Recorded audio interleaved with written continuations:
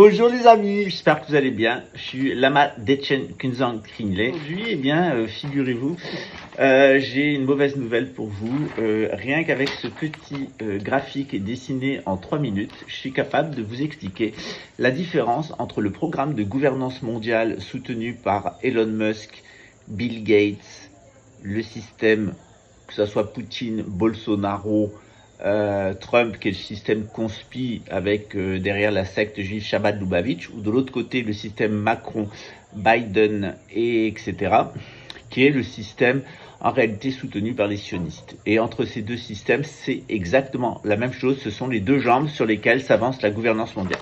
La gouvernance mondiale, elle est là. Je vous explique très rapidement ce dont il s'agit. Et puis ensuite, je vais vous expliquer ce que sont nos traditions spirituelles, pourquoi on annonce l'échec de la gouvernance mondiale, à qui on l'attribue.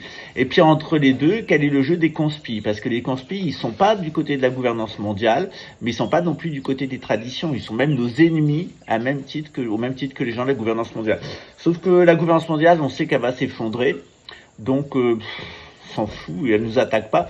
Par contre, ceux qui nous emmerdent le plus, c'est les conspis, parce que c'est certainement ceux qui préparent le mieux la gouvernance mondiale, et fait que la gouvernance mondiale va prendre un tour autoritaire. Le conspirationnisme, c'est une arnaque luciférienne, avec ses pyramides de Ponzi, avec ses gourous cosmoplanétaires qui ne supportent aucune critique.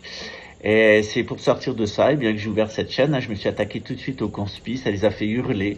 Voilà, ils ont pris sa conspiration au premier degré, c'est dire leur niveau de bêtise. Et puis quand petit à petit, ils ont compris que c'était pas les juifs, non, c'était pas les francs-maçons, c'était pas les homosexuels, c'était pas les musulmans, mais que c'était des gens qui leur ressemblaient parfaitement, sauf que au lieu d'être lucifériens comme eux, ils étaient sataniques. Ils ont plus du tout aimé Tréfin, qui c'est pas grave, il y a toujours Dieu qui m'aime, et ça c'est le plus important. Non? Ciao.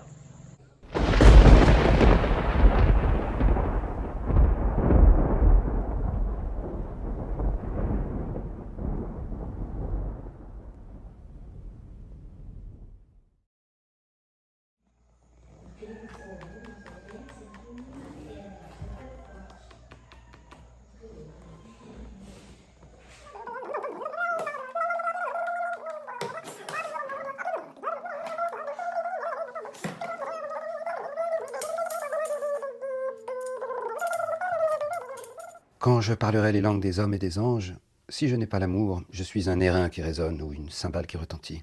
Quand j'aurai le don de prophétie, que je connaîtrai tous les mystères et que je posséderai toute science, quand j'aurai même toute la foi, jusqu'à transporter des montagnes, si je n'ai pas l'amour, je ne suis rien.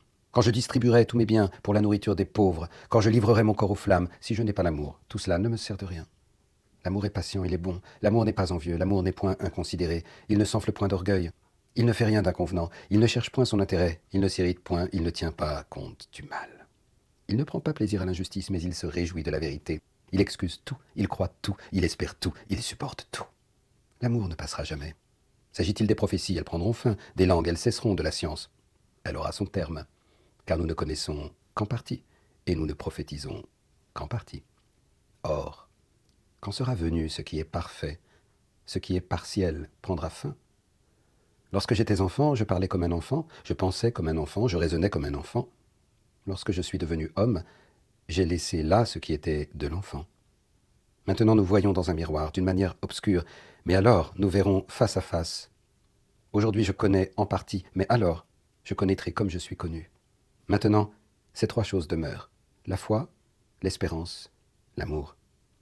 Mais la plus grande des 3, c'est l'amour.